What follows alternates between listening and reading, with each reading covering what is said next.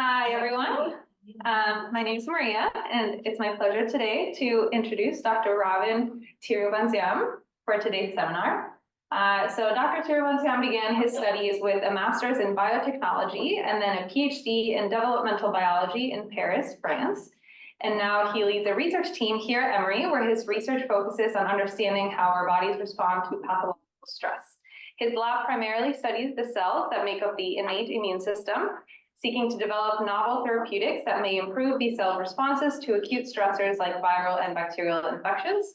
His team has done extensive research on lung diseases, including cystic fibrosis, COVID-19, and tuberculosis. And together today, we will get to hear about some of that work. So please join me in welcoming him, and we look forward to your talk. Thank you, everybody. It's a pleasure to be talking to this wonderful, varied audience. For you guys today, I prepared a brand new set of slides with my left hand. Okay, so you'll excuse me if there's no fancy animations but I try to, I'm French, so I try to inject a little bit of art in there. Not from me because I'm a very poor painter or musician, but from other people. And also I wanted to show that we're in March. This is the month a few years ago, 1882, when TB was first seen under a microscope by Robert Koch. We're going to talk a little bit about this. So World TB Day is happening in a couple of days. So a lot of events here at Emory. So really engage you to look at the flyers. There's a lot of advertisements for the event here around and also in the lobby, I think. So look at the video panels and take advantage of the opportunities and the wonderful people that are going to be there at this occasion. So because this is the program that's inciting us to think about biology across scales, I thought what better than white death and black death to think about this together. So there's going to be a little bit of culture, a little bit of anthropology, and a little bit of infectious disease, which the three things that I just cited, I'm a complete neophyte in. I'm just an amateur, right? And there's going to be a little bit of lung physiology and immunology, which is really what I'm good at, or I think I'm good at. Okay, so let's get right to it. There are a few of the financial disclosures I'm always supposed to bring, but I wanted also to bring some personal disclosures because I think this program is also about trainees thinking about how faculty came into their jobs and got interested in what they're interested in, and it so happens. Let me see if I can get rid of that little thing on top. Probably have to stop sharing for a bit and reshare. So bear with me. There you go.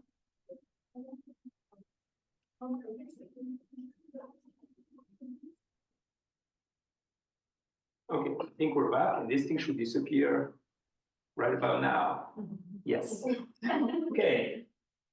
So 1973, a lot of you guys were seeing your parents. When I was born, I was 11 years old. I was a big fan of soccer. And this is when my dad, who's here, was an infectious disease doctor and an internist in one of the big hospitals in Paris. And he was always a very joyful person and, super energetic. And, some of my grad students will say maybe, I take from him a little bit. But for a few months, he came back home completely depressed because it was basically seeing young people die without any opportunity to do anything about it. And it was really one of the first times in his career, or frankly in his life as a doctor, that I saw him that depressed and sort of, down coming back home. And we're fortunate in Paris to have the Pasteur Institute. My dad was a malaria doctor, and he was taking care of some of the students, international students who were coming in Paris in the international house that was there. So he had contact with the Pasteur Institute. So one of the few things he did with the other colleagues around Paris was actually feeding the team of Françoise Barré-Sinoussi and Professor Sherman and Luc Montagnier with some patient samples. And lo and behold, after a few months of painstaking work looking at samples under the electron microscope, this is probably one of the first photos that were ever taken of the virus by Charles Doguet. And this is now history. Based on this discovery, this group, for some reason Sherman didn't get a share of the Nobel Prize. Well, I don't exactly know why, but Montagnier and Sinoussi got a Nobel Prize for this. And I guess, now that I have kids who are at the age where they don't want to talk about their dad, it's time for me to bring my dad and say, actually, it was quite an influence on what I did. Being a medical doctor, oftentimes, came, and my brothers and sisters, the three of them are all medical doctors. And I was the little one at home, right? So I was always asking why, and they were very often not able to say why. They were able to say how they were recognizing a disease and how they were treating it, but not necessarily how it happened and why. So I decided when I was a little one that I would bring the why to the dinner table. Okay, so my job was really to try to figure out what was happening. So started to work on biology pretty early. And I can move to the next slide. If not, I'll do this. You just have to click the screen with your mouse. Yeah. So I was kind of introduced by my student host, but 10 years later, I went into bioengineering and lung physiology. I got 2 masters that year, and then went into developmental biology at Collège de France. And then I decided, actually my wife decided that if she'd move me, then she would never move me from Paris. So she said, okay, let's go and spend 2 years in California. So I said, okay, California sounds good. So we went, and when I was at the gate, my mom said, you're never gonna come back. I said, oh, it's Indian mom, right? So I said, oh, come on, mom. And she was right. I actually never went back. I mean, I went back from time to time, but never went back for good. So it's been 25 years, actually, that our family is in the United States. So 1999, I went to Stanford. Spent a couple of years doing some physiology in a dark lab, doing patch clamping and looking at electrophysiological tracings of cells. And you'll learn why I did that at some point. But then I switched. I was really interested in immunology, genetics, so I switched to the Herzenberg lab, and the Herzenbergs are famous because they invented the flow cytometer, and they also have the patent on humanized antibodies. So they made Stanford very rich. They also made themselves very rich, although it didn't really show because, they had worn out clothes and, they were sitting on the ground. I mean, it was really an interesting lab. But they were maintaining a lab with lots of postdocs who were essentially allowed to do whatever they wanted. And for some reason, they liked me, so they were Francophiles. They had spent some time in the Pasteur Institute as well. So I did spend quite a lot of time with them, actually. They allowed me to put together my little team within their lab. And then for 5 years, I was sort of a baby faculty in pediatrics and also in psychiatry at Stanford. So I worked on, I did some clinical trials on autism and cystic fibrosis, COPD. When I was in genetics, I did some Drosophila work, and I did a lot of human work as well. So I was still dabbling into a lot of different things. And for, again, people from my lab who are here who know me, they'll say I'm still completely unfocused. But it's all right. I mean, I think, we're in science not to get paid handsomely, but to have fun. So we trade money for freedom. So that's the lab, circa this year. So we do quite a lot of things. We are about 15 or so. And today we're going to be talking about our work in TB and plague. So I'm going to organize it around 3 main sort of topics. First of all, a broad introduction about white death and black death, tuberculosis and plague. And I don't know if you guys remember that series with Tony Curtis and Roger Moore. It tells my age. I think probably you guys probably didn't really hear about these people, right? I mean, they were two famous actors. He was like a rich guy and sort of a guy coming from from the poor side of society, and they were. It was actually pretty. It was pretty bad at the time, I guess. I realize now they were kind of. I mean, they were womanizers, and they were kind of cracking crime mysteries. They had really nice cars. But the beauty of this is that the starting sequence, you had basically the screen split into two, and you had the upbringing of the two characters, like for a minute, and you could see the guy who was born with a silver spoon in his mouth, and the other guy was starting from nothing. And at the end, they were basically pairing up. So I tried to organize some of it this way. So the basics first: white death, tuberculosis, consumption, disease, scrofula, POTS disease. These are different names for it. Tuberculosis because it forms tuberculous lesions in the lung. Consumption because it eats up all of your energy and you're lethargic and you basically can't do much once you have it. White death because you're anemic. With tuberculosis, the extremities become white, so you have that sort of diaphanous quality to your skin. And in the 19th century, it was highly prized among romantic artists. Phthisis, you cough up. Scrofula, lymph nodes that are bulging out. And POTS disease, this refers to the deformation of the vertebrae that are affecting people with tuberculosis. The reason why all these names are there is because for a long time, people didn't know they were the same disease. They had no idea.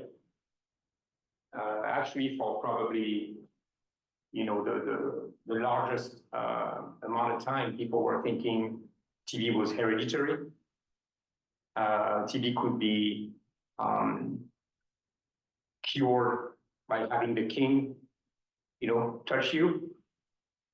So there were lots of very interesting myths about this until in 1982, that doctor from Germany who was not very sort of well considered by his peers. So he had been sent in a rural area in the forest. He was taking care of folks who were working with sheep, and he basically got exposed to a lot of people who had anthrax, right? Because the anthrax is in the sheep hair. His wife offered him a microscope for his birthday, I think when he was 35 or something like that. So it was pretty late bloomer, and he was looking at basically the samples that he had collected from patients. And then that's how he found anthrax. So when he found anthrax, after that, he caught the attention of the people. He was given a bigger position. And he said, I'm going to go after this disease consumption. So he locked himself up for about 6 months, apparently, because he was trying to figure out a way to grow this pathogen in a petri dish, which took him a lot of time. And for those of you who have experience with TB, it's a very difficult pathogen to culture. But in 1882, he was able to find it. And apparently it was one of the most amazing presentations done by a scientist who was not a natural. Apparently he was really boring. He had a voice that was high pitched and so on. But apparently everybody in that audience that day, thought it was the most incredible thing that they had heard. And indeed, he proved that this pathogen was responsible for all these different symptoms.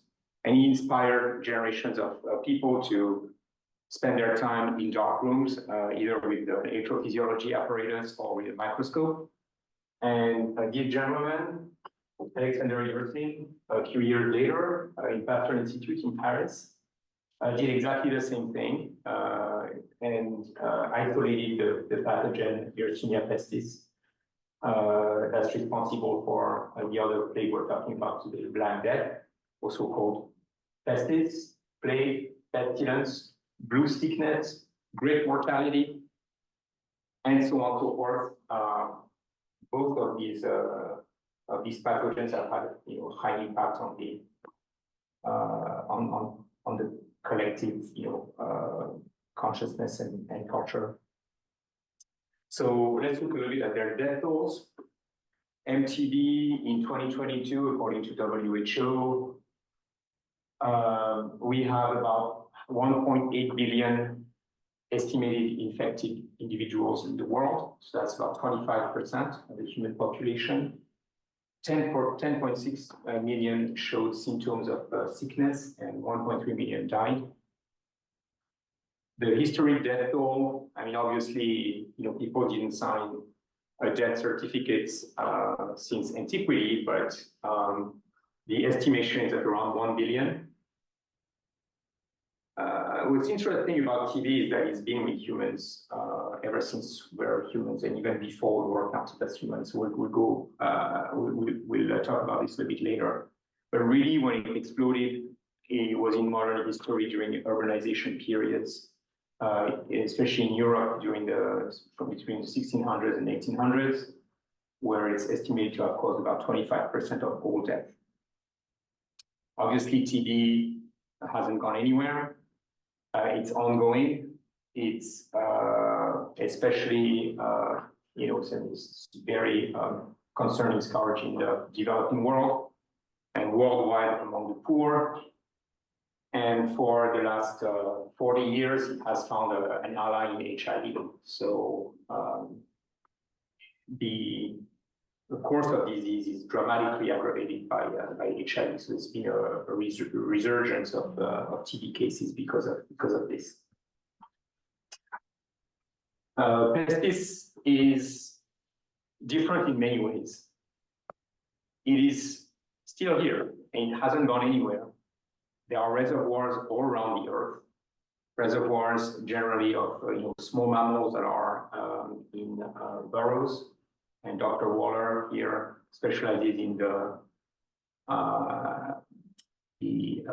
reservoirs in the American West. So depending on the years, you can have a few cases here and there. In recent years, there have been between 2,000 and 4,000 or 5,000 cases, generally due to outbreaks in the Democratic Republic of the Congo, especially in Madagascar and Peru. And then rare isolated cases in the US, China. There's generally at least 2-3 cases, 10 cases in the US per year. Historic death toll, again, very difficult to estimate, but estimated about half of what was for TB.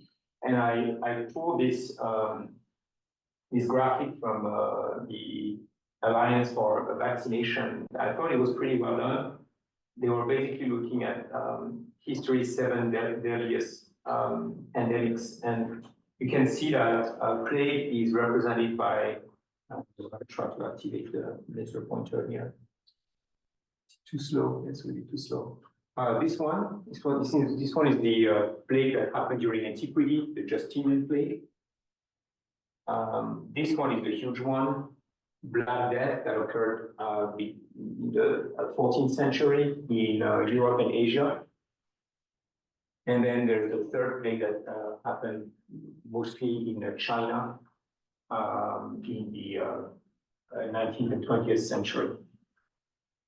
So you can see this one in particular, the estimation is 200 million, between 75 and 200 million people who died because of plague. So it was estimated to have caused about 60% of all deaths.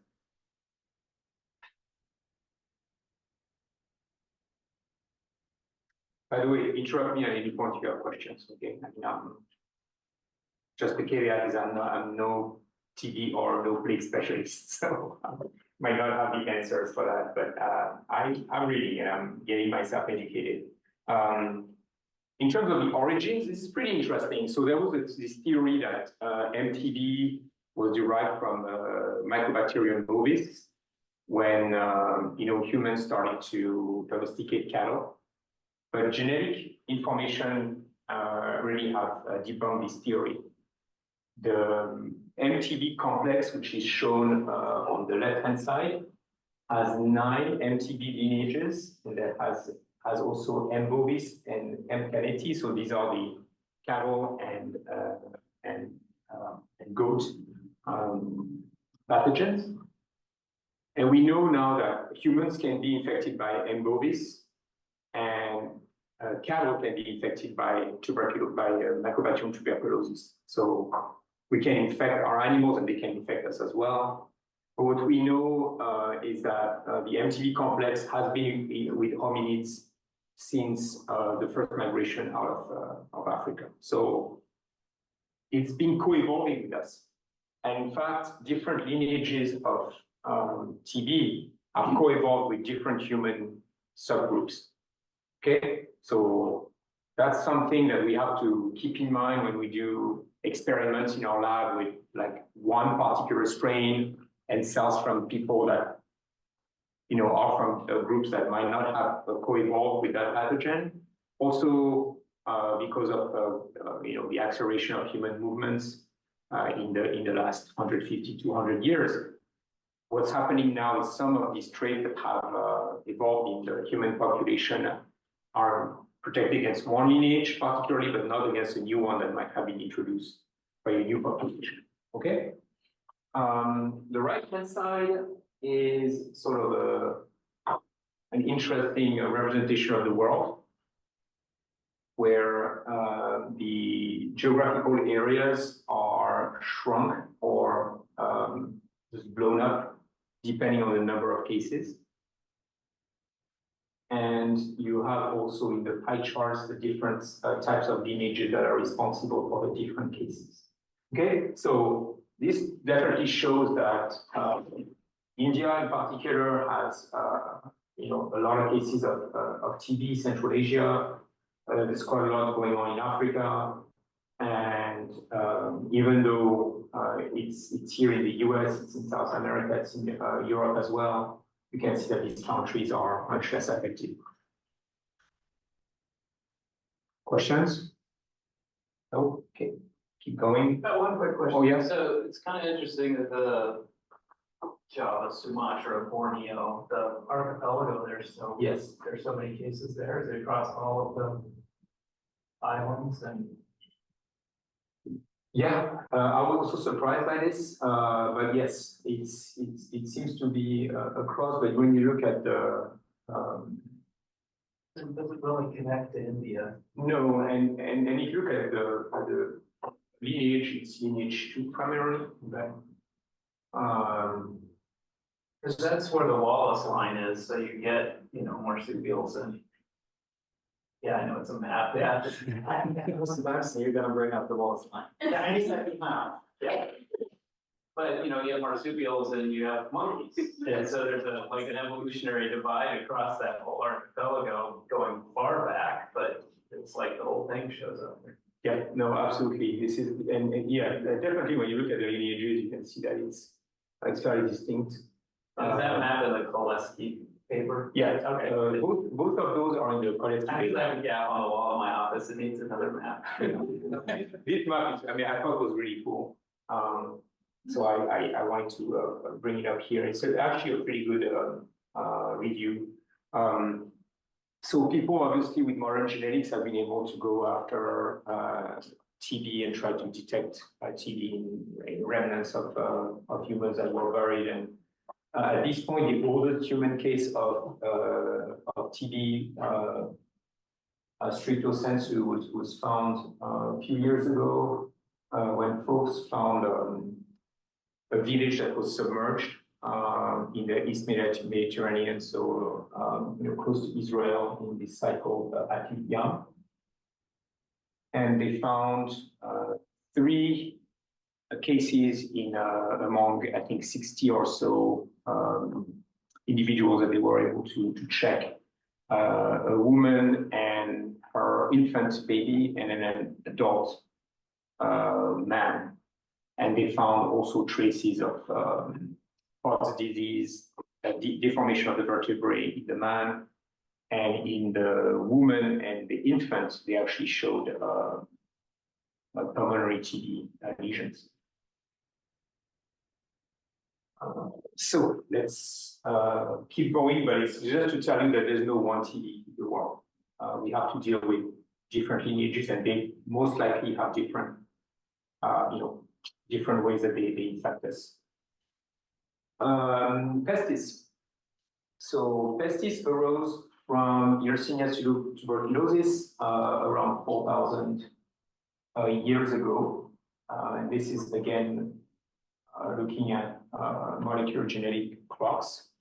So there's a lot of, I would say, confusion in the field as much as there is discussion whether the molecular clock in pestis is stable enough to be able to properly date the appearance of the different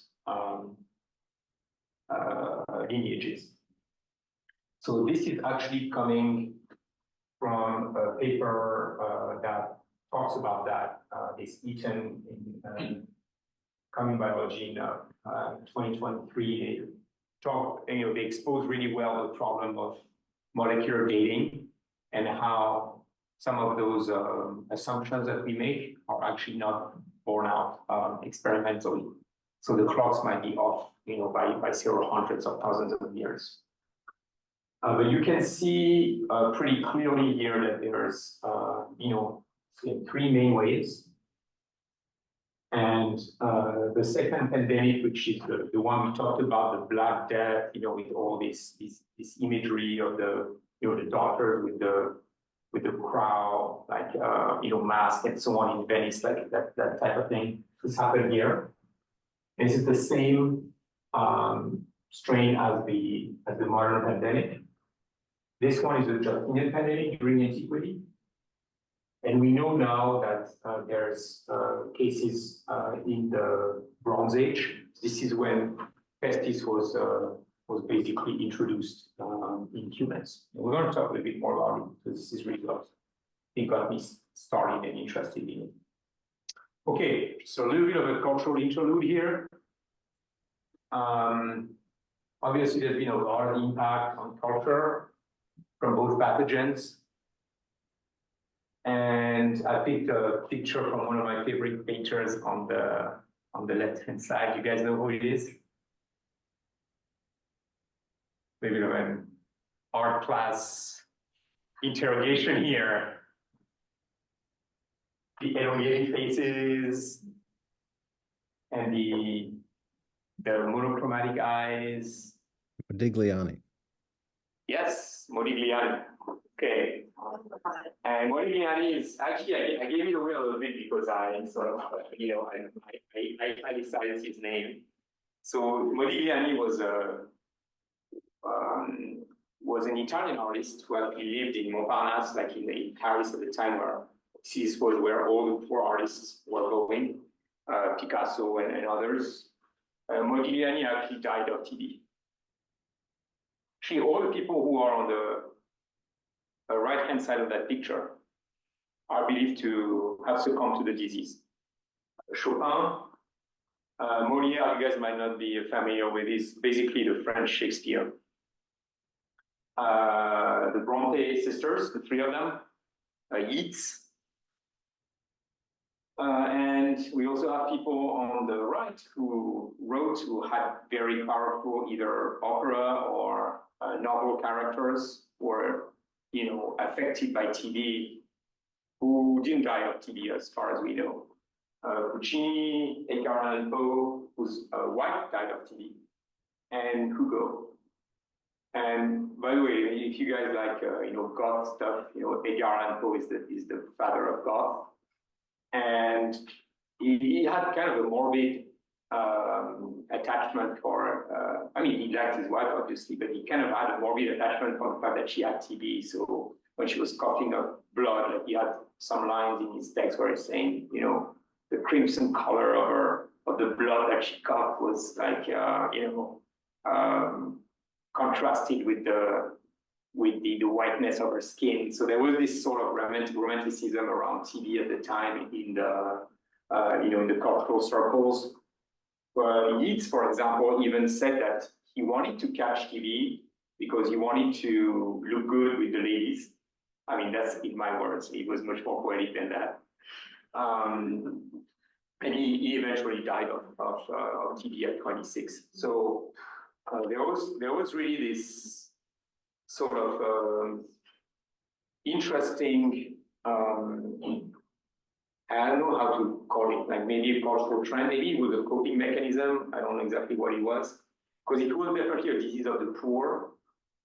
There was this saying in Europe that, TB was killing, 90 out of 100 poor people. It was picking like, one wealthy man and one wealthy woman here and killing them as well.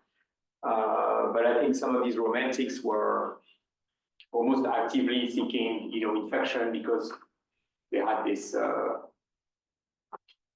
excuse to be lazy, I guess, because they were consumed by the disease. But it was not a funny experience.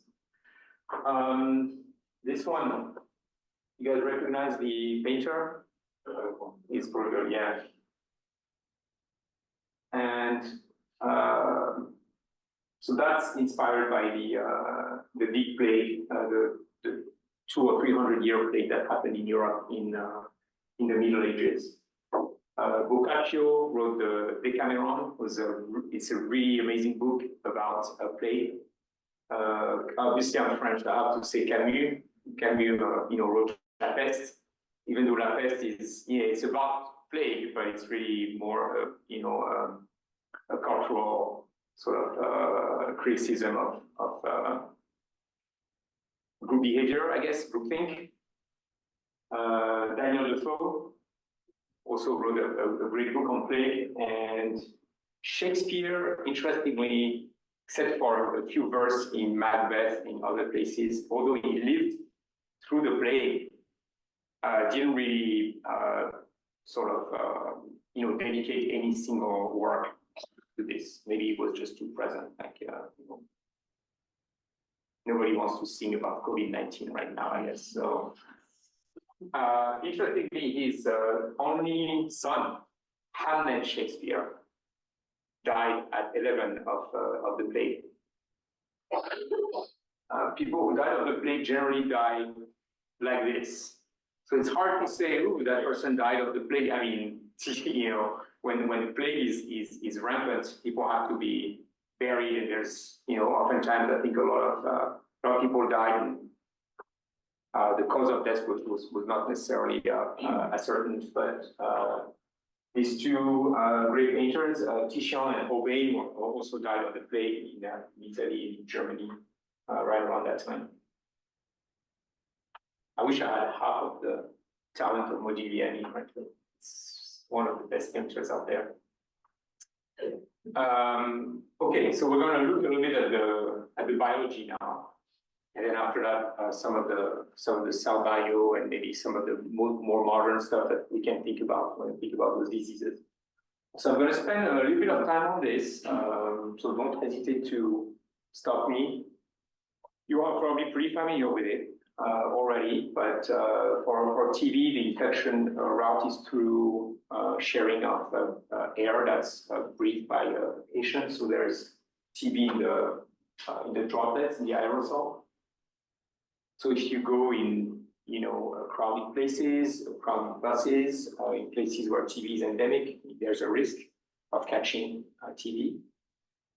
And that's one of the reasons why I think TB was thought to be hereditary, is because if you hang around with people who have TB, well, you're going to get TB, right? So there was this notion. There was also the notion that if you went into the mountain, or you were isolated and you got better, or you could actually avoid TB. Well, it's true as well, right? I mean, it's kind of the isolation idea. So the first thing that happens when TB comes in is that it's going to go into the lung. It's going to get to encounter macrophages that are there. The macrophages are residents in the lung. They their job is to pick up trash and pick up stuff that the mucus is not bringing up, right? So they are the scavenger cells. They're there to do the housekeeping on the surface of the lung. So they see TB, they pick it up. What TB is able to do is able to escape death inside of the macrophages. So it's blocking the ability of the macrophage to acidify the fibrosome to kill it. But we know that in a fraction of people who are infected, TB is clear at that point. Okay, so some humans have sterilizing immunity against TB, but we still don't know why, how. Okay, in most people, that is about 90% of people who get infected, TB is gonna induce the formation of what we call a granuloma, where a bunch of infected macrophages are gonna gather together. So there's probably some population behavior that's promoted by infection by the bug. And not just population behavior, so such that uninfected macrophages can come and get infected in turn, but also other cells of the immune system coming that are not necessarily infectable by TB. And they start to form this concentric structure that is a mature granuloma, where you now have at least 10 or 12 different cell types organized generally in sort of a concentric way with the macrophages in the middle. And a lot of people actually stop there. This is called the latent state. Okay, but generally, 10 to 15% will go on to develop active TB. In that case, the granulomas will just get into a form called caseous granuloma, where the macrophages inside start to die. There's free TB that's in the middle. That structure gets destabilized, and at that point, the person can shed TB. Okay? Any questions? Still good? Put everybody to sleep? Not yet? Okay. Does the mycolactone that it puts out have any role in this? Just thinking. So like two questions. One, leprosy is also mycobacteria. Yeah. And there's a lot of natural immunity to that. Is TB on its way to that? So is there a long latent period, or is that a really naive question? No, it's not a naive question at all. I think it's a question that's actually quite interesting. We don't understand how TB is able to escape in certain people, and in most people is actually, a latent infection. The thought is that you're looking mostly at an immune susceptibility in hosts that allow for TB to just escape, right? So infants, older people, people with HIV, and there's also now a set of people who are known to be susceptible to mycobacterial infections in general. So non-tuberculous mycobacteria, candida, as well as the agent of leprosy. Those people are hyper susceptible to TB. We're going to talk about it in a minute, but we know they have polymorphisms or mutation, loss of function in certain immune pathways. What we don't know currently is how 90% of the people go through latency, and we don't know how about maybe 5% of the people are multiply infected and are able to clear. So there are some super resistors, which at this point we still don't understand. At least, I haven't seen convincing data that tells me we have a handle on this. But the same way as when we look at people who are at risk of developing disease, or when we look at patients with HIV and the type of immune barriers that go down that make them more susceptible, so that perhaps can help us understand how to boost certain parts of the immune system in people, in the rest of the population. I think understanding the folks who are super resistant will be really interesting as well. So it's definitely research that needs to be done. the pathogenesis of pestis is very different in that it's absolutely acute.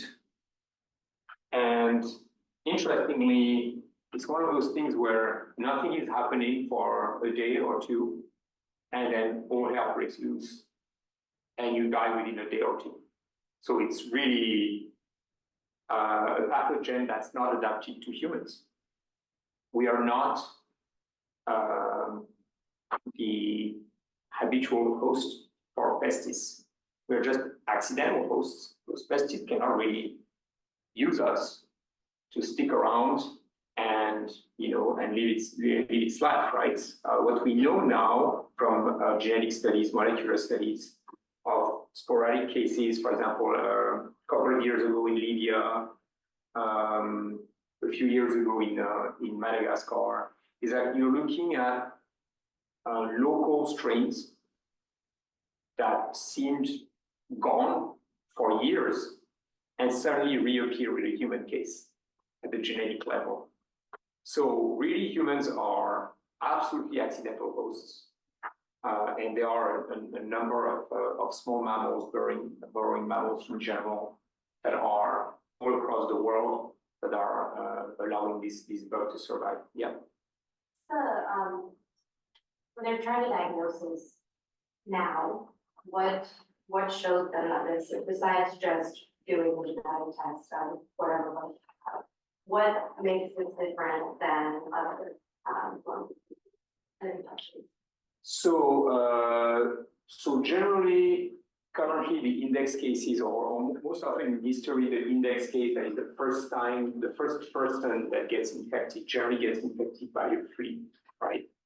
So the flea is on one of these mammals. It's biting these mammals to get the blood. Pestis get into them, and pestis develops into the salivary glands as biofilms. And when the flea starts to tries to bite the next mammal, it's actually unable to expel its saliva. So it's going to expel the biofilm. It's essentially going to vomit the biofilm of pestis in the next host, right? So that's the index case. And generally what happens with this is that either the infected macrophage that's picking up that pathogen in the skin or neutrophils, or the pathogen itself through the movement in the lymph, it's going to go into the lymph node. So very quickly, you're going to have some necrosis of the lymph nodes, the buboes, right? Black death, those black sort of generally inguinal or the lymph nodes are either in the inguinal region or in the groin. Those are easily, it can be easily spotted. Okay, so it's within a day or two you have those.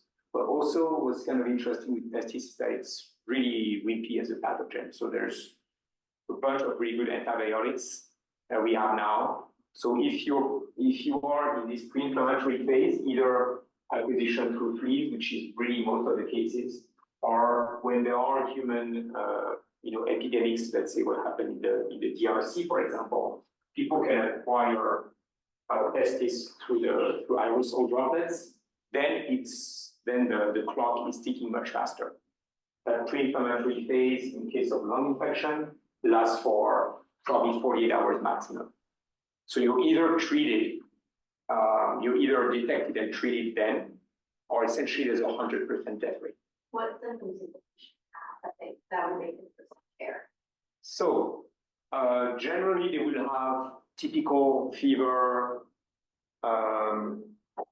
headache, like the typical infection,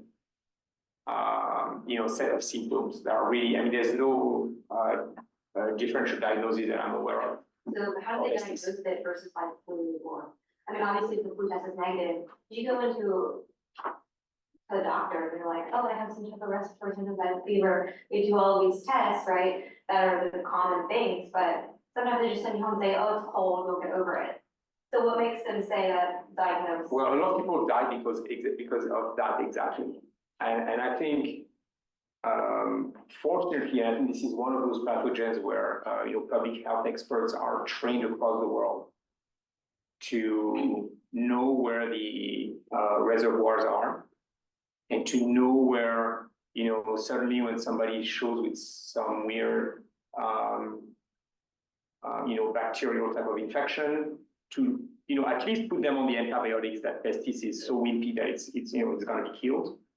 And after that, do the diagnosis. So I think a lot of people are getting, the antibiotic treatment as prevention, because it really doesn't cost much, and pestis has no resistance to it.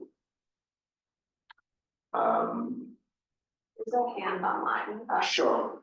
So the hand online, what's the question?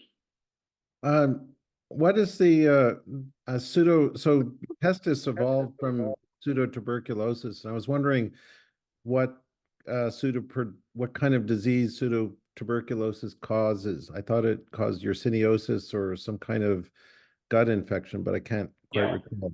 Yeah, it's a gut pathogen. And it's a gut pathogen that can infect a lot of different species.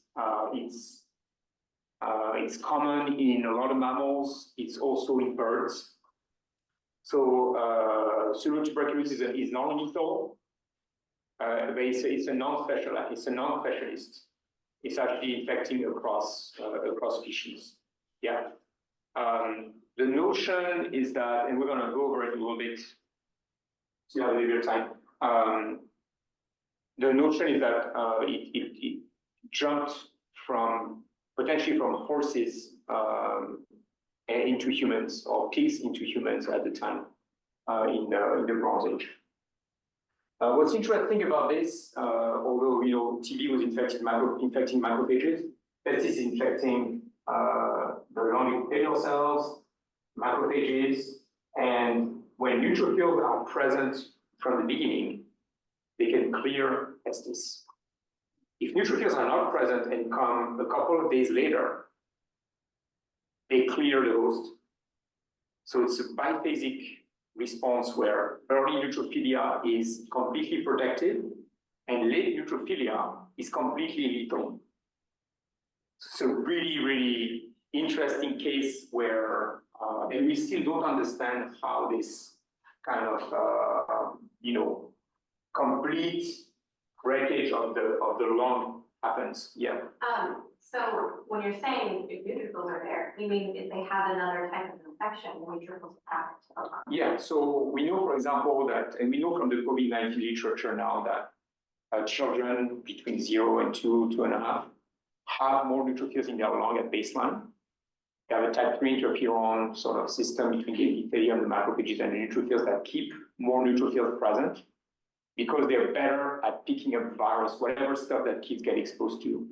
So when you don't have antibodies yet, it's good to have like non-specific scavenger cells. So we know now from experiments in animals as well that if you induce a tiny bit of neutrophilic inflammation in an adult animal, you cannot get pestis infection in the lung. Okay, so it is and that's actually the reason why I got into that. And I'm going to give you your fine box at the end because that was planted in this one. So the host resistance traits. As I said, about 10% of infected people progress to active TB. So there are host genes that regulate clearance and latency. There are a bunch of resistance traits that have been proposed. I think the pathway that has been the most worked out is the gamma interferon pathway. Gamma interferon is also used as a way to detect when people have, been exposed to TB. You can take their blood and expose that to antigens, and then you can see whether there's interferon production by pathogen-specific T cells in the blood. So those cytokines, IL-12, IL-10, 23, are in the signaling loop with gamma interferon. TNF-alpha and nitric oxide synthase are also important for, boosting the killing of TB, the macrophages. There's also this molecule called NRAM. It's an iron transporter that's expressed in macrophages. This one has been shown to have evolved specifically in response to one lineage in West Africa. And now that there's been some changes in population, the movements of population, that allele is actually not protecting against the new lineages that are around. So there's some interesting coevolution story there. But again, the main cell that I think is at the crux of TB post-interaction humans with the lung macrophage. For peptides, the safety pressure must have been enormous, right? Because we talked about 60% of people in Europe and Asia dying of plague, 30 to 100% lethality. So people can resist bubonic. The bubonic phase with pulmonary and septic phases are fatal. So there's been a number of traits that have been proposed to be conferring some resistance. There's this protein called pyrin, which is responsible for the disease familiar Mediterranean fever. It's an autoinflammatory disease that's affecting people in the Mediterranean basin, in Turkey, in the Maghreb. And it's a gain-of-function mutation of that protein called pyrin, which is a regulator of the inflammasome. So it's basically a molecule that regulates the amount of IL-1 beta that you put out. It's one of those very strong alarmins of the immune system. And it's one in particular that says, I'm dying, bring the neutrophils. Okay, so that gain-of-function mutation of pyrin has been shown to actually promote resistance to pesticides. But when you have two alleles, you have this autoimmune disease, this autoinflammatory disease. Interestingly, also the CCR5 delta 32 that people know well in the HIV literature was also thought to be selected in terms of population genetics by plague. CCR5 is a scavenger of cytokines that attract neutrophils. So when CCR5 is absent, there's more cytokines that accumulate to promote neutrophilia. So that has been shown pretty nicely in a number of papers. So this is where we know TB and HIV intersected.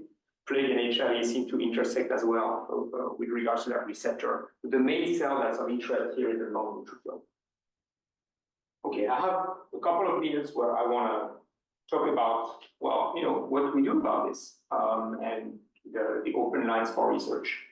So one thing that was published in a few years ago by several sets of groups looking at evolution of language, also looking at just ancient DNA and looking at ancient pottery. There was this convergence of evidence from those different areas of paleo studies showing that this population, the Yamnaya steppe herders from Anatolia came all the way, so from about here, came this way through Europe and went down. And what's very interesting is that you can find them because of their ceramics. You can also find them by the genes they left behind. And in certain areas, especially in the north, but not in the south, you see the ceramics everywhere. But in the north, their haplotypes replaced pre-existing haplotypes within 2 or 3 generations. So people thought it was either a genocide or some other way that the gene sweep was so dramatic. But there's very little evidence that the Yamnayas were anything but ceramic makers. So unless they kill people by breaking the pots on their head, I think there's something else at play. And we know now that they brought pesticides with them because pesticides came from horse. They were the first population among humans to have domesticated a horse. And they had such, I was about to say intimate relationship with horse, but that didn't sound good. So they had such a good relationship with their horse that I think there was a lot of coevolution happening there. They also brought with them the mutations of the CFTR. And we know now that by population genetics. CFTR is a gene that's expressed in the lung epithelium. There's different sets of mutations. It's causing the disease cystic fibrosis when it's present in two alleles. And in patients with CF, what you have is neutrophilia in the lung. Sometimes it's completely uncalled for. So when you look at little ones with CF, little babies, they really don't have anything. There's no virus, there's no bacteria, there's already neutrophils in the lungs. And so I spent a lot of my time in my career just trying to figure out how this works. And lo and behold, what we found is that there's a new way by which neutrophils get activated in these patients. Those neutrophils are long-lived, and they are immunomodulatory, and they release exactly the type of factor that pestis doesn't like. So we call them green, because I already had Black Death in mind. I was thinking, okay, well, a green neutrophil will fight against Black Death. The big breakthrough in my lab a few years ago is that we were able to actually make human neutrophils think that they are in the lung. And we can make them think that in the lung of anybody we want, because we just have to collect lung fluid from somebody, so we might have to make these people expectorate, put that on top of an epithelial that we put in our little contraption in vitro. We take blood from that person and we can migrate neutrophils through and make them think they're in the lung. So we've been able to show in CF patients in particular that we can reproduce their change in release of granules and can change the way that they are killing certain bacteria. But we know that they're not killing Pseudomonas well, but we think that they're killing pestis really well. So why those mutations arise in humans generally for resistance against a certain type of bug, but you open the flank to an assault by another one that's going to exploit exactly the opposite niche. And we can see in vitro that we can either induce that phenotype with drugs now. We've screened different sets of either RNA-based or small molecule-based therapies. We can induce this phenotype, or we can remove it. So the project we proposed to MP3 a few years ago was that there was a combination of climate in Northern Europe and exposure to pestis that led to the selection of this trait. Climate, because once you're exposed to the cold, you make mucus. When you make mucus, those bugs are stuck. When they're stuck, they are recognized. But they secrete, both pestis and pertussis secrete a toxin that's able to activate the CFTR. CFTR is a flushing channel. And the cyclic AMP toxin also inhibits this channel here. So essentially, when you're pestis, you're trying to inhibit the secretion of mucus, activate the flushing, you get dispersed, you're not seen, and then when neutrophils come, it's too late, and they actually kill the host and you spread. But if you're able to not activate this channel,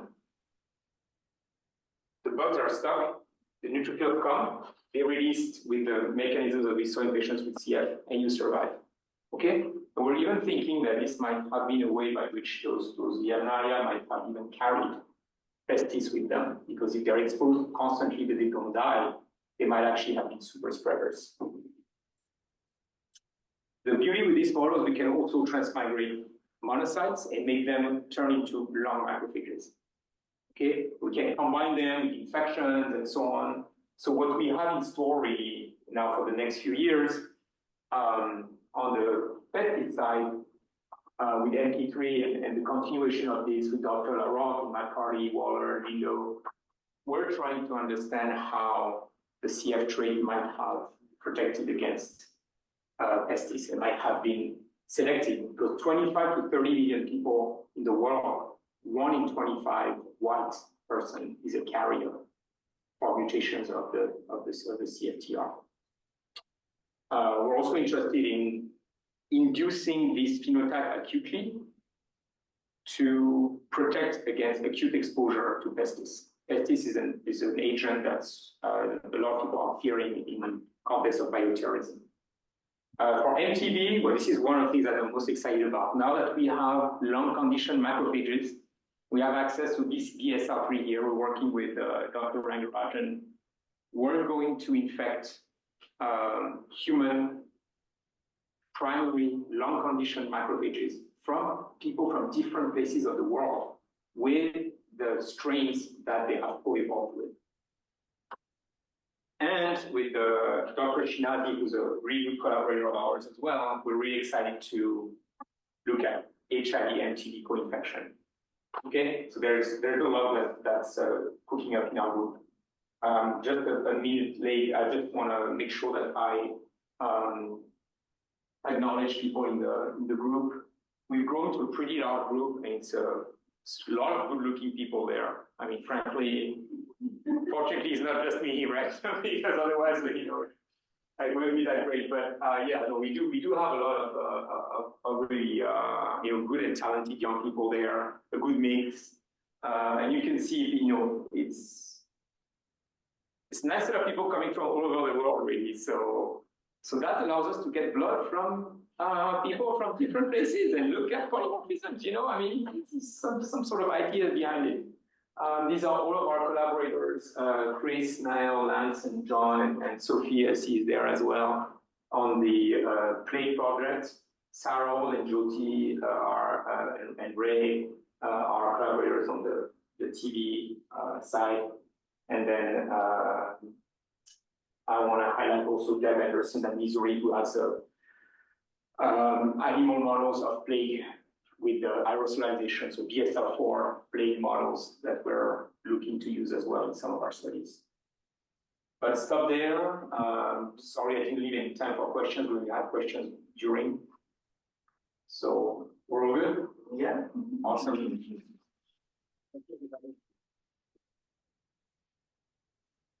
And of course, if there are more questions and you have some time, we can just hang around for good those people who want to ask questions. Absolutely. Everyone else? Okay. Yeah, thank you.